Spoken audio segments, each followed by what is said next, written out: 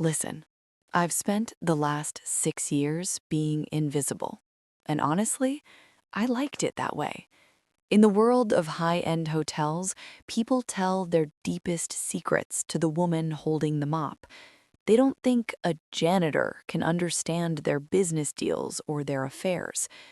But today, the invisibility cloak didn't just fall, it was ripped off. My husband, Xavier, the man whose student loans I paid off by working 3 night shifts at this very hotel, just walked through the lobby. He didn't see me. He never does, but he was holding the hand of Simone, the daughter of the man who runs this place. I was on my knees scrubbing a scuff mark off the marble. He actually stepped over my hand, y'all. He didn't even look down. He just leaned over and whispered to Simone, "I can't wait to run this place with you by my side. Finally, I'll have a woman who matches my status." Wait, before I tell you what's in the vault of the penthouse suite, I need to know, have you ever been the person behind the scenes making someone else look good only for them to treat you like the help once they got to the top? Drop your city in the comments. I'm in Atlanta and the air in this lobby just got real cold. Xavier thinks he's getting promoted to general manager tonight at the masquerade gala. He thinks he's going to announce his engagement to Simone. What he doesn't know is that Simone's father doesn't own this hotel. He's a silent partner. I'm the one who's been silent. My grandfather didn't build this empire for me to scrub floors. He made me start at the bottom so I'd know every face in the building. Tonight, I stop scrubbing. Tonight, I start firing. I stood up from that marble floor, and for a second, I just watched them. I watched the way Xavier's hand rested on the small of Simone's back, the same hand that used to hold mine when we were sharing a $15 pizza and dreaming about making it. It's funny how success acts like a magnifying glass for some people, but for others, it's just a mask. I walked toward the service elevator, past the gold leaf mirrors that didn't even reflect my face because I was wearing that blue polyester uniform. I passed the kitchen staff, the hard-working brothers and sisters who actually keep this five-star dream alive. They nodded at me.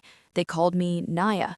They didn't know they were talking to the woman who signs their checks, but they knew I was one of them.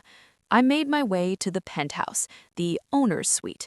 It's a room that hasn't been opened in 3 years. Xavier and the board think it's being renovated. They think the secret elevator requires a code they don't have. I pressed my thumb to the sensor hidden behind a piece of crown molding. Click.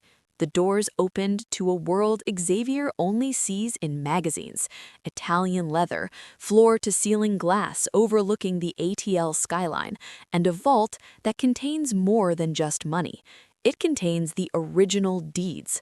My grandfather, Silas Thorne, yeah, that Thorne, always told me, "Naya, if you want to know who a man is, don't look at him when he's looking at you, look at him when he thinks nobody's watching." I've been watching for 6 years. I watched Xavier hide his bonus checks while I worked double shifts. I watched him take Simone to dinner at the rooftop bar using our joint savings account. And tonight is the Masquerade Gala. The theme is Unmasking the Future. Xavier thinks he's going to be the face of that future. He's been telling the staff to clear out the trash before the guests arrive. He literally told the cleaning crew, my crew, that they weren't allowed to use the main elevators because they ruined the aesthetic. Wait, let me ask y'all something. Have you ever had someone try to hide you because they didn't fit their aesthetic? Like you were a secret they were ashamed of? If you've ever been the best-kept secret of a man who was using you to climb, drop a comment. We're building a wall against that kind of energy today. I reached into the vault and pulled out the file labeled Vance Xavier. Inside was the evidence of every kickback he took from the contractors, every cent he skimmed from the laundry budget to buy Simone those gold bracelets. Xavier wants a masquerade? Fine.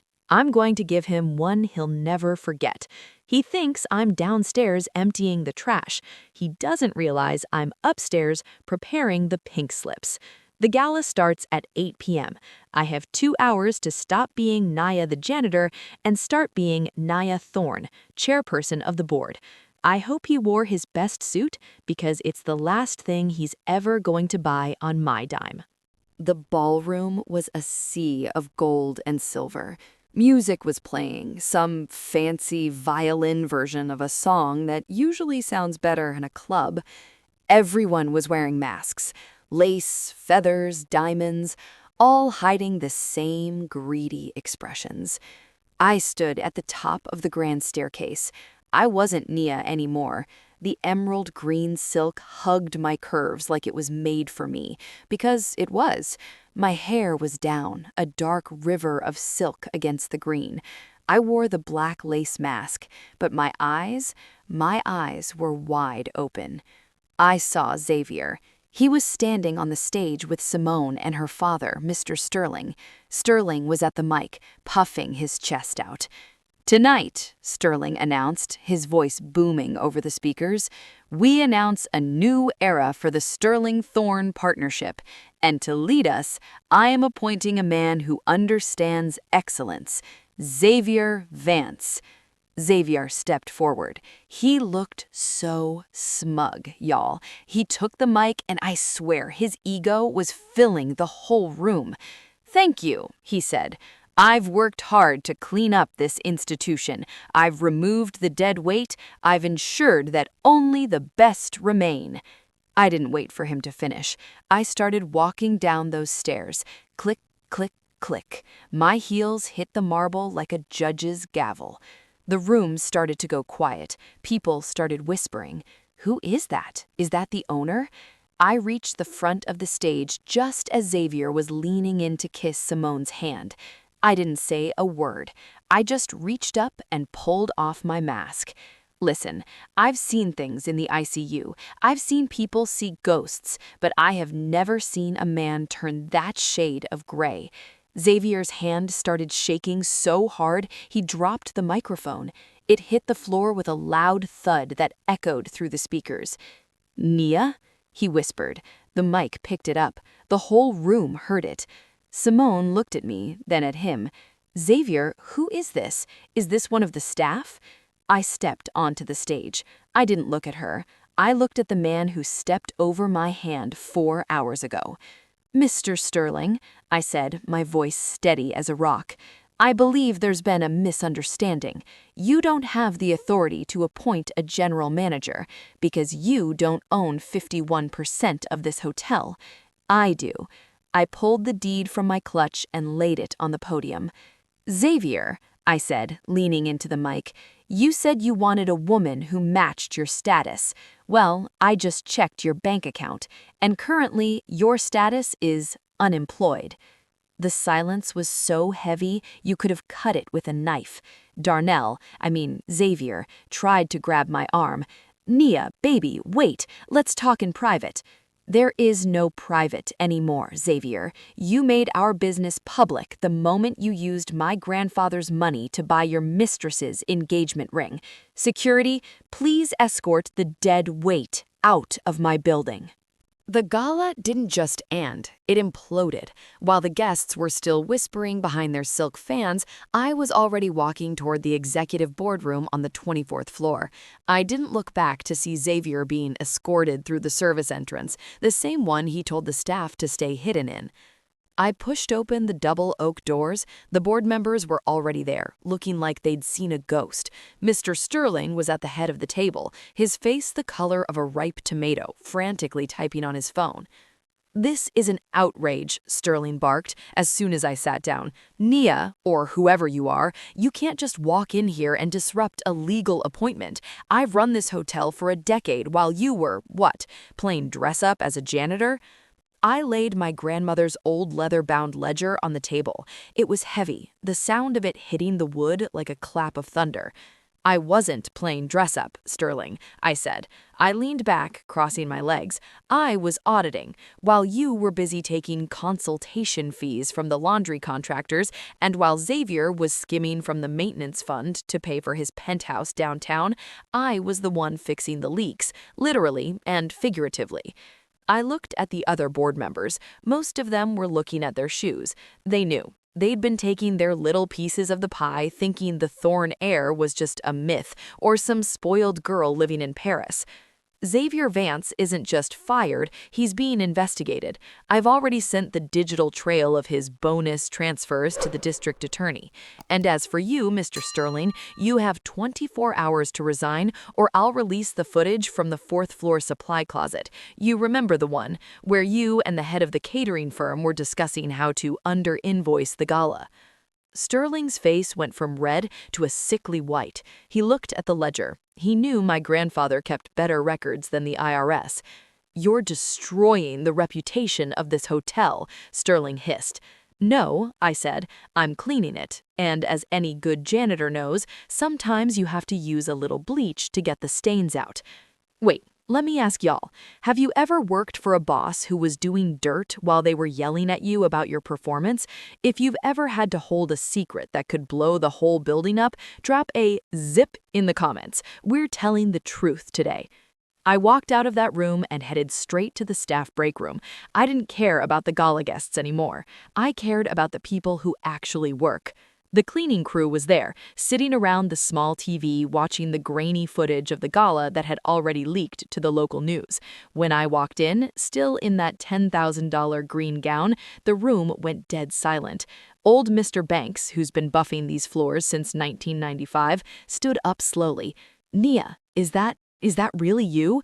"It's me, Mr. Banks, and starting tomorrow, everyone's hourly wage is going up by $5, and the service elevators only rule, it's officially abolished. If you're good enough to clean the lobby, you're good enough to walk through it." The roar that went up in that break room was louder than any applause I'd ever heard in the ballroom.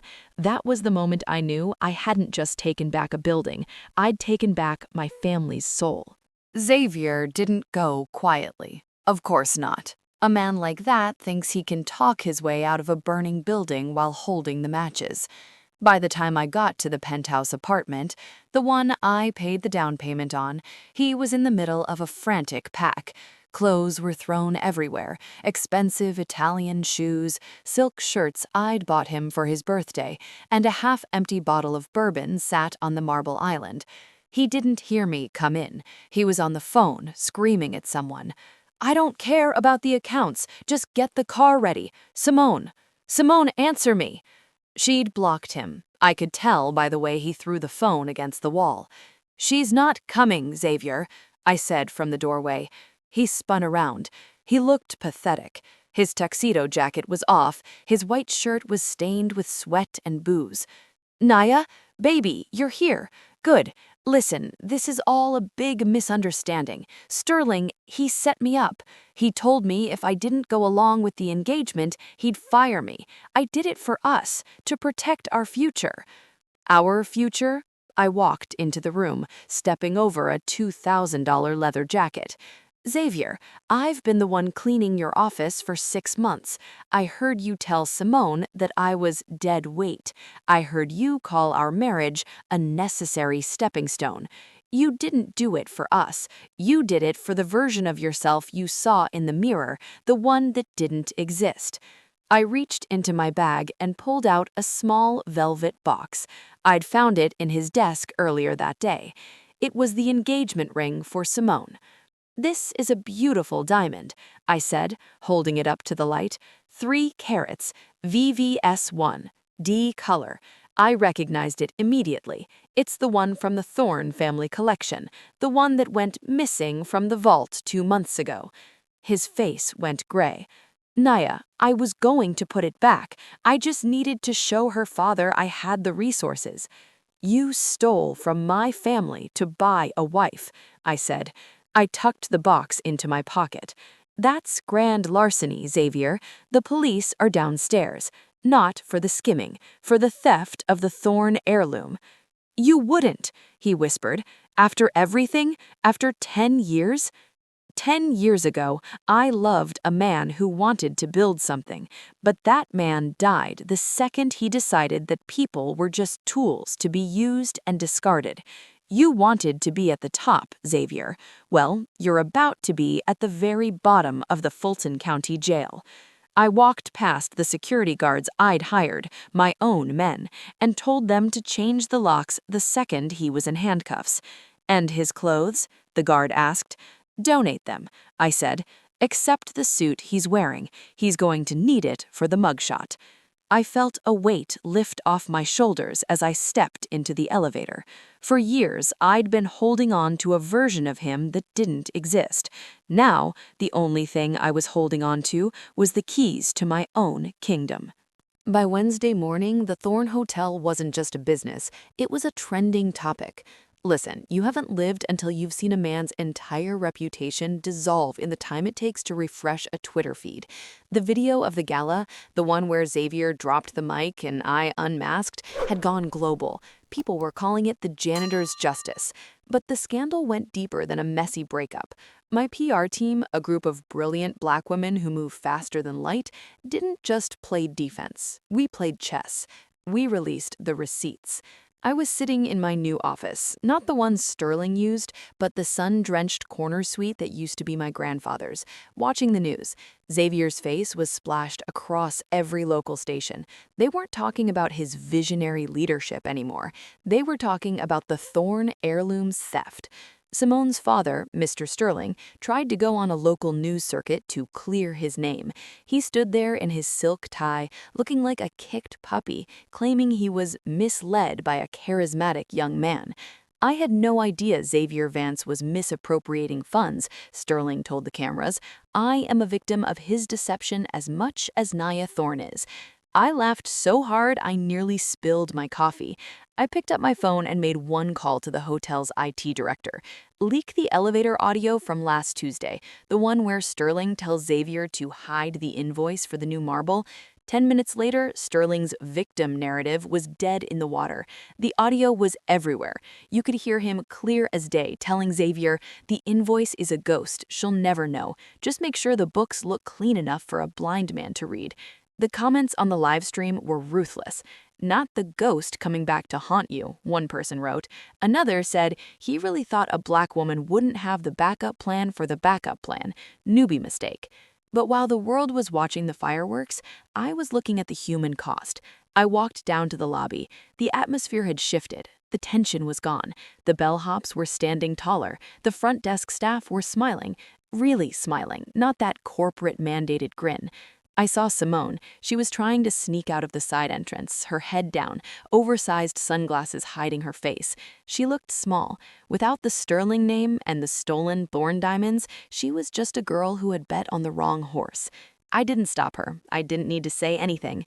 The look we exchanged as she hurried toward a basic Uber, not a town car, y'all, a basic Uber, was enough. She knew that I knew, and in that world, that's a life sentence.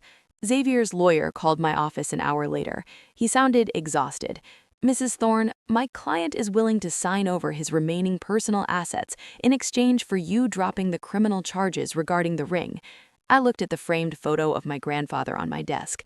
"Tell your client that I don't need his assets. I already own everything he ever touched. Tell him he can keep his status. I'll keep the justice. We're going to trial." Success is a loud neighbor. But peace? Peace is a quiet friend.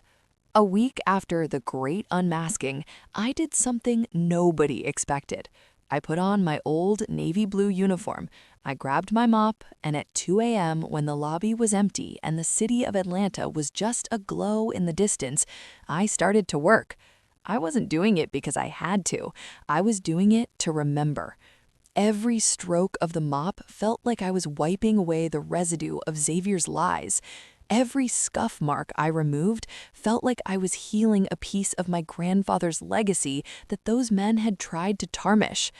Mr. Banks, the old floor buffer I told you about, found me in the West Wing. He didn't say anything at first. He just grabbed a cloth and started dusting the bronze statues nearby. "You don't have to be down here, Nia," he said softly. "You're the queen now." I'm only the queen because I know where the dust settles, Mr. Banks, I replied. If I forget how to clean my own house, I don't deserve to own it. He smiled, his eyes crinkling behind his spectacles. Your grandfather used to say the same thing. He'd come down here at 3 in the morning and help me with the brass. He said it kept his heart honest. We worked in silence for an hour. It was the most honest hour I'd had in 10 years. No lawyers, no board members, no perfect assistants looking for a come-up, just the work. I realized that Xavier hadn't just betrayed me, he'd betrayed the spirit of this place. He saw the Thorn Hotel as a trophy. I saw it as a home. He wanted the view from the top. I wanted the foundation to be solid. I want to ask y'all, what is the work that keeps your heart honest? Is it cooking for your family? Is it your art? Is it just taking care of your garden? Drop your heart work in the comments. I want to know what keeps you grounded when the world tries to make you fly too high. While I was sitting there with Mr. Banks, I got a notification on my phone. Xavier had been moved to the general population at the jail. No more special treatment, no more silk shirts. I thought I would feel a surge of "I told you so," but instead, I just felt a deep, quiet pity. He had everything: a wife who loved him, a career with a future, a legacy to join, and he traded it all for a mask that didn't even fit. "He's gone, isn't he?" Mr. Banks asked, seeing my face. "He was never really here," I said. "He was just a ghost I was trying to turn into a man." I stood up, tucked my mop back into the cart, and headed toward the elevators. But this time, I didn't take the service lift. I walked straight into the gold-plated guest elevator, pressed the penthouse button, and watched the doors close on the version of Nia who was afraid to be seen. 3 months later, the marble floors of the Thorn Hotel were replaced by the cold gray linoleum of the Superior Court. Xavier didn't look like a general manager anymore. He was sitting at the defense table in a suit that was a size too big, probably bought from a discount store because all his assets were frozen. His refined glow was gone. He looked like what he was, a man who had gambled his soul and lost. His lawyer tried to play the disgruntled wife card. He stood up and looked at the jury like he was telling a sad bedtime story. Members of the jury, Nia Thorne is a woman scorned. She used her family's immense wealth to set a trap for a man who simply wanted a divorce. This isn't grand larceny, it's a domestic dispute wrapped in a billion-dollar bow. I sat in the witness stand, wearing a simple white suit, my hair pulled back. I didn't look angry. I just looked like a woman who was just stating the weather. My lawyer stood up. He didn't say much. He just handed me a remote. "Mrs. Thorne, please show the jury what you found during your final audit of the fourth-floor supply closet." I hit the button.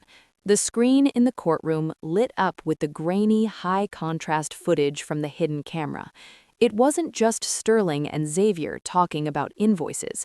It was the moment Xavier pulled the Thorn heirloom ring out of his pocket, the 3-carat diamond that had been in my family for 3 generations. "She'll never miss it," Xavier's voice rang out through the courtroom speakers, clear as a bell. "Nia spends her time looking at the floor. She wouldn't know a diamond from a piece of glass if it hit her in the face. This ring is going to buy me a seat at Sterling's table." The courtroom went dead silent. Xavier's lawyer sat down so fast he nearly missed his chair. I looked at the jury. I spent 6 years looking at the floor. And when you look at the floor, you see exactly what people drop when they think no one is watching. Xavier didn't just drop a ring, he dropped his humanity. The judge didn't even need an hour for the verdict. As the bailiff led Xavier away in handcuffs, the real ones, not the silk ties he was used to, he stopped in front of me. His eyes were wide, desperate. "Nia, please, I'm sorry. I can fix this. Just tell them it was a gift. We can go back to how it was." I stood up, smoothed out my white blazer, and looked him right in the eye. "The only gift I ever gave you, Xavier, was my silence. and that gift just expired. The first thing I did when I got back to the hotel was head to the laundry room. People think the CEO's office is where the power is, but the laundry room, that's the heart.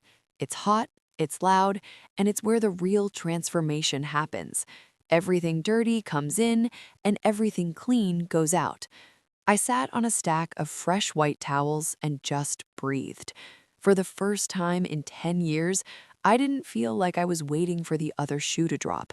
I didn't feel like I had to hide who I was to make a man feel bigger. Mr. Banks walked in with a basket of linens. He didn't ask about the trial. He just leaned against the dryer and smiled. "The building feels lighter today, Nia." "It is lighter, Mr. Banks," I said.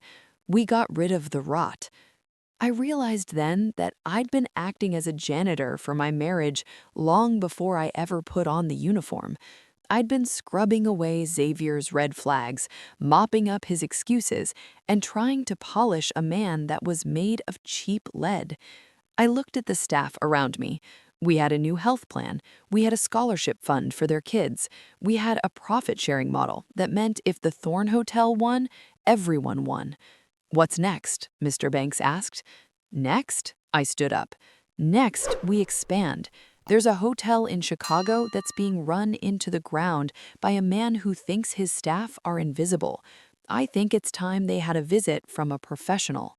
So here I am. I'm standing in the lobby of my latest acquisition. It's beautiful, it's grand, and yes, the floors are spotless. I'm reading your comments right now, and I see you, Tasha from New York, saying, "A janitor knows where the bodies are buried." You're right, sis. And shout out to Brandon from Houston. I see you asking if I ever got that ring back. Yes, I did. It's in the vault, right where it belongs. It's never going on another man's finger again. Listen, the world will try to tell you that your position defines your power. They'll tell you that if you're at the bottom, you don't have a voice. But they forget that the people at the bottom are the ones holding the whole building up. If you're feeling invisible today, keep your eyes open, keep your heart honest, and keep your tin box close. Your unmasking is coming, and it's going to be more beautiful than any gala. What would you do? If you saw your ex-husband in a janitor's uniform tomorrow, would you offer him a job or keep walking? I'm reading the comments tonight, so let me know. If this story gave you the strength to pick up your own mop and start cleaning your life, hit that like button. Subscribe to the family. We've got more stories of justice, more stories of power, and more receipts to drop. I'm Nia Thorne, and I'm no longer cleaning up anyone's mess but my own. I'll see y'all in the next story. Stay clean, stay boss, and never let them see you sweat.